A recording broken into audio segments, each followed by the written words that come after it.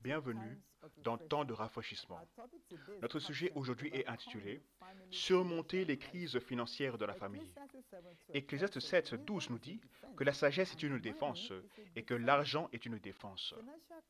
La crise financière est connue pour être l'une des causes principales de stress dans le mariage.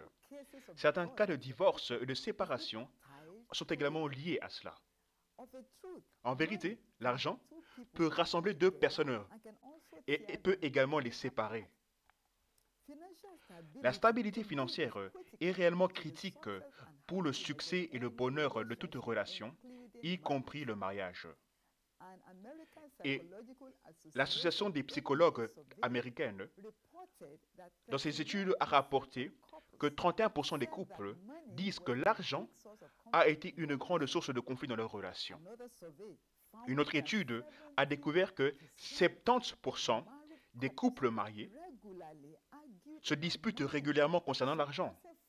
Cela dépassant les disputes sur les corvées ménagères, le temps passé ensemble, le sexe, le fait de ronfler et même le régime alimentaire.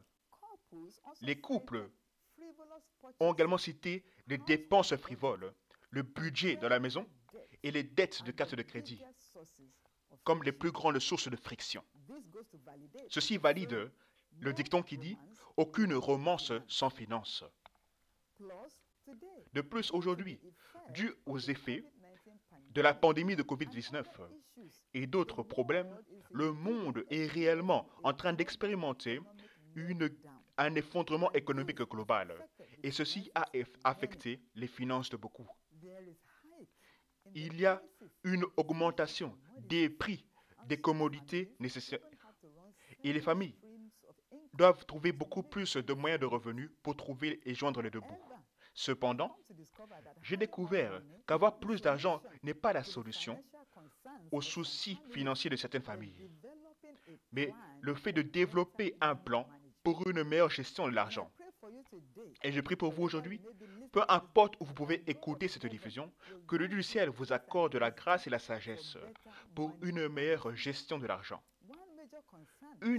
Un des soucis principaux que les couples ont est qui devrait plus dépenser, qui doit faire quoi et comment chaque partenaire doit s'engager aux obligations financières de la maison. Mais écoutez, en ce qui concerne la gestion des finances de la famille, mari et femme doivent travailler comme une équipe. Donc, que les finances majeures de la famille viennent d'une source ou bien les deux, l'ouverture d'abord, se mettre d'accord ensuite et faire confiance troisièmement. C'est très très important.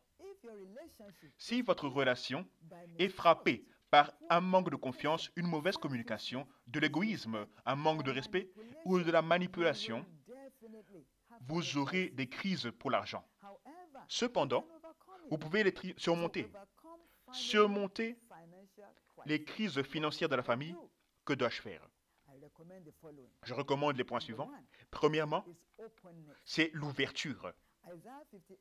Ésaïe 58, 10 dit « Ne te cache point de ta propre chair, ne te refuse pas ta propre chair. » Il est très important en tant que mari et femme d'être transparents financièrement l'un envers l'autre. Vous ne devriez pas cacher les affaires financières de votre époux. Il ne devrait y avoir aucun sujet hors de portée concernant les finances de la famille. Lorsque vous comptez vos finances comme étant siens ou siennes, il sera plus facile d'ouvrir votre mariage aux problèmes de manque de confiance et de déception qui peuvent vous séparer. Le mari et la femme doivent avoir accès à l'argent de l'un et l'autre. Si vous avez accès au corps de l'un et de l'autre, pourquoi ne pas avoir accès à votre argent? Parce que entre votre argent et votre corps, lequel est le plus important? Donc soyez libre de dire à votre époux le statut financier, sans aucune exagération. Les tensions dans certains foyers auraient pu être évitées si le mari et la femme avaient et savaient combien l'autre a et comment il le dépense. Le manque d'ouverture financière peut finir dans des attentes vagues ou bien des suspicions. Donc, mari et femme, soyez honnêtes avec l'un et l'autre. Certains époux se mentent l'un à l'autre sur l'argent. Qu'avez-vous à gagner en faisant cela? Rappelez-vous que tout argent que vous possédez appartient à vous deux. L'argent a brisé certains foyers. Ne laissez pas l'argent briser votre propre foyer. N'oubliez pas que le mal se développe dans le secret. Donc, discutez des soucis financiers librement avec votre époux. C'est ce que nous faisons dans notre mariage et notre foyer, et cela marche comme le feu. Et Dieu ne fait exception de personne. S'il vous plaît, comprenez, et écoutez-moi très bien. La fidélité dans le mariage vous qualifie pour la fécondité dans les finances. Vous pouvez même décider de créer du temps périodiquement, par exemple, mensuellement ou trimestriellement, pour revoir les finances de votre famille, d'une manière calme et une atmosphère sans confrontation, sans qu'aucun souci ne se développe à la maison. Cela permettra d'aller loin, et cela vous permettra de vous aider pour les bénédictions financières. Deuxième clé, c'est être d'accord. Amos 3 dit, deux peuvent-ils marcher ensemble à moins qu'ils ne se mettent d'accord? Certains défis financiers confrontent certains mariages et sont traçables à un manque d'accord dans le foyer. L'accord financier dit que le mari et la femme assemblent leurs ressources afin de s'assurer des revenus de la famille, qu'ils soient bien dépensés et investis. Par exemple, vous devez vous mettre d'accord avec votre époux sur si vous voulez avoir un acompte joint ou bien des comptes individuels et puis diviser les factures. Peu importe quel choix vous décidez, vous devez vous mettre sous la responsabilité de l'un et de l'autre. Vous mettre d'accord sur partager vos dépenses afin d'augmenter vos revenus. Vous ne pouvez pas avoir un grand mariage tant que vous ne serez pas capable de communiquer simplement et de vous mettre d'accord sur les soucis d'argent. Abraham et Sarah, dans les Écritures, ont dû travailler dans un accord financier. Parce qu'il y a des cas dans la Bible où Abraham a payé la dîme, il a donné le sacrifice et tout le reste, sans aucune opposition de la part de Sarah. Le désaccord ferme la porte aux bénédictions financières.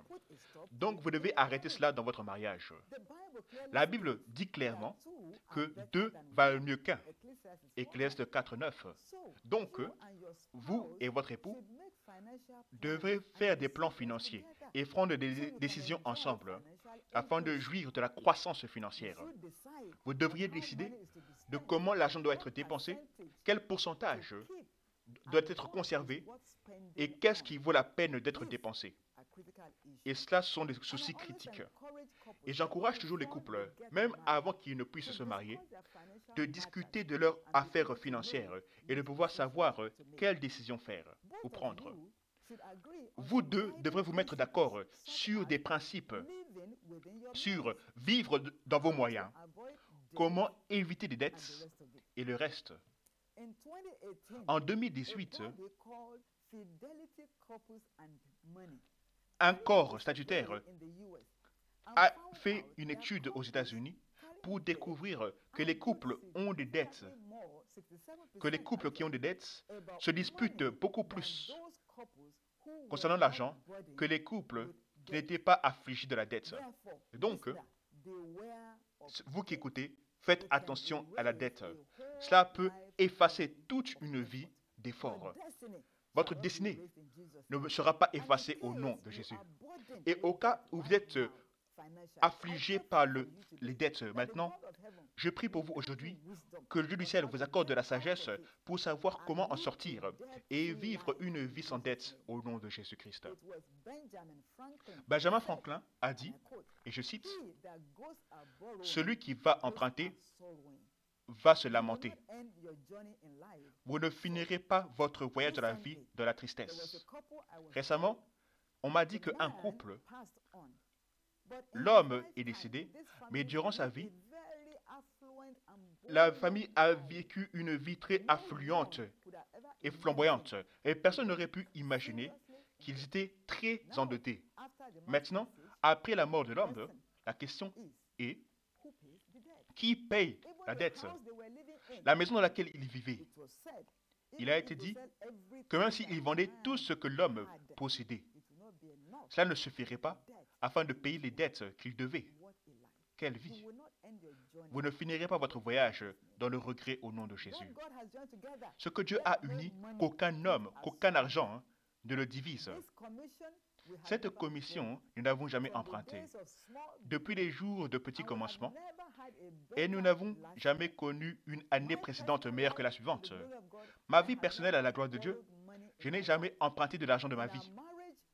Dans le mariage, je n'ai jamais emprunté de l'argent pour faire quoi que ce soit. Tout ce qui était disponible était plus qu'assez. Je prie pour vous aujourd'hui que le Dieu du ciel, qui nous a aidés dans cette commission et dans notre mariage, dans ma propre vie en tant que personne, vous envoie de l'aide maintenant au nom de Jésus. Rappelez-vous qu'il faut faire des plans financiers pour le long terme et le court terme dans le mariage. Votre budget est le plan de dépenses basé sur vos revenus attendus. Sans un plan financier fonctionnel, il sera très facile de dépenser à défaut pour le futur. En tant que famille, vous n'avez pas besoin de tout acheter durant le même mois. Vous pouvez planifier, faire des stratégies et improviser. Faites attention et évitez les dépenses impulsives. Arrêtez ce défi de acheter à vue. Faites attention aux comparaisons. Abandonnez la convoitise. Le fait que votre ami l'ait ne veut pas dire que vous également devez le posséder. Vous l'aurez, mais rappelez-vous qu'il y a un temps pour toutes choses. Mon mari dit souvent, ce que vous avez est assez si vous arrivez à suffisamment réfléchir. Rappelez-vous que la vie est en phase et les hommes sont en taille.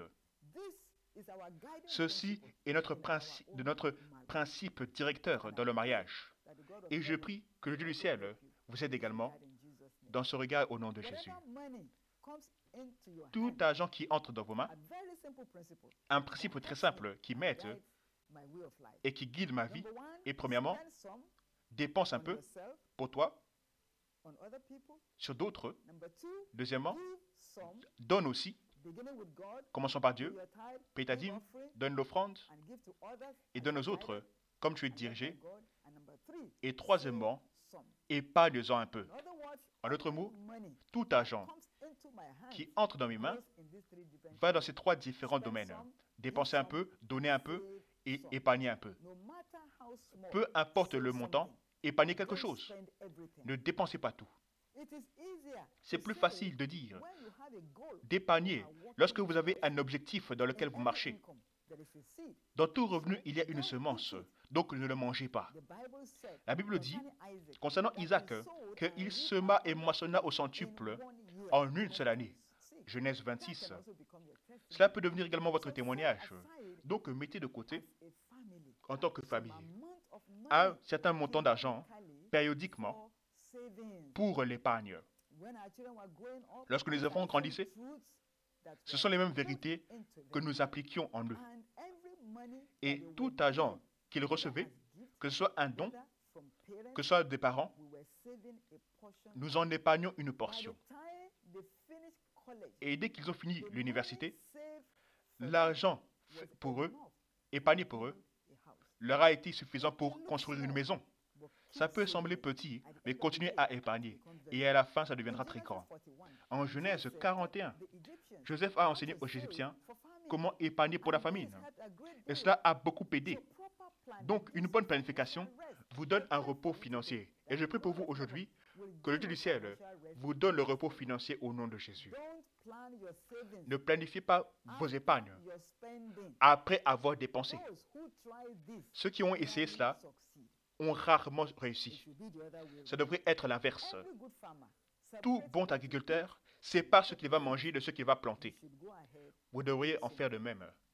Rappelez-vous que tout argent qui touche votre main aujourd'hui, il y a d'abord une semence dedans, plantez-la, et demain, vous aurez une grande moisson au nom de Jésus. Troisièmement, c'est la confiance.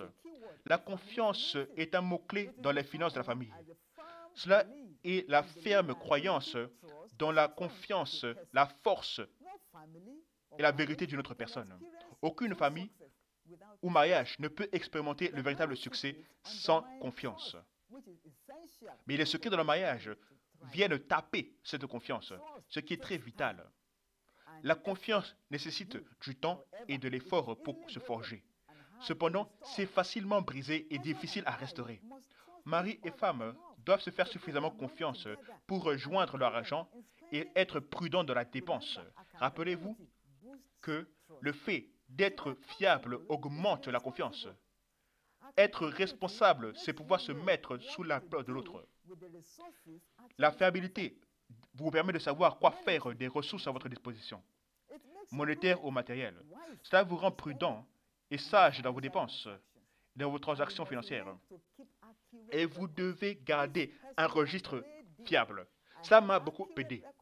J'ai un registre fiable de toutes mes dépenses jusqu'au moindre centime. Et donc, à la fin d'une certaine période, c'est facile de pouvoir mettre tout devant tout le monde pour savoir comment Dieu, qu'est-ce qui est parti dans dépenses, qu'est-ce qui est parti dans les dons, qu'est-ce qui est parti comme dîmes et offrandes. Ce que j'ai dépensé sur moi en tant que personne. Ceci est très critique. Mari et femme, vous ne pouvez pas toucher la confiance de l'autre. Si votre égoïsme vous fait dépenser tout votre argent sur vos besoins personnels, tout en négligeant les besoins de votre famille, sur votre époux. Maintenant, au nom de Jésus-Christ, je maudis l'esprit de orgueil dans la vie de tout mariage, de tout foyer et de tout couple qui m'écoute maintenant. Cet égoïsme qui vous fait penser qu'il n'y a que vous, avant n'importe quel membre de votre famille, je décrète cela maudit de votre vie au nom de Jésus. Il y a de nombreuses années de cela, mon mari est venu dans mon bureau et m'a remis tout un livre de chèques complètement signé pour moi. Il m'a demandé de faire tout ce que je voulais avec, de prendre l'argent dont j'avais besoin dedans pour n'importe quel objectif. Cela ne s'est pas produit en une seule nuit. Cela est venu de la confiance. Parce qu'il pouvait me faire confiance avec l'argent dans ce compte. Combien de maris peuvent le faire aujourd'hui? Gardez un registre adéquat de vos dépenses et toujours poser la question, est-ce que vos dépenses bénéficient aux besoins de la famille ou bien est-ce qu'elles sont centrées sur vous-même? Si vous êtes véritable, authentique sur la réponse à la question, cela guidera vos pas pour surmonter les crises financières dans le mariage.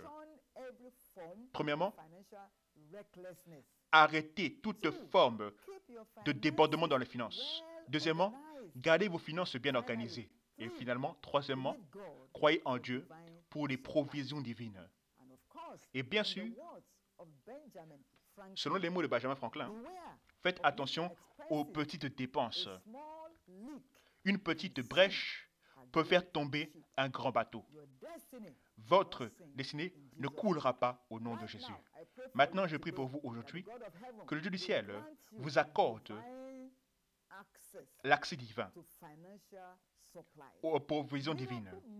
L'argent miraculeux viendra vers vous et viendra entre vos mains, bien sûr, en donnant à Dieu sa propre portion et que vous êtes fidèle financièrement. Le Dieu du ciel qui nous aide dans notre mariage vous aidera également. J'attends votre témoignage.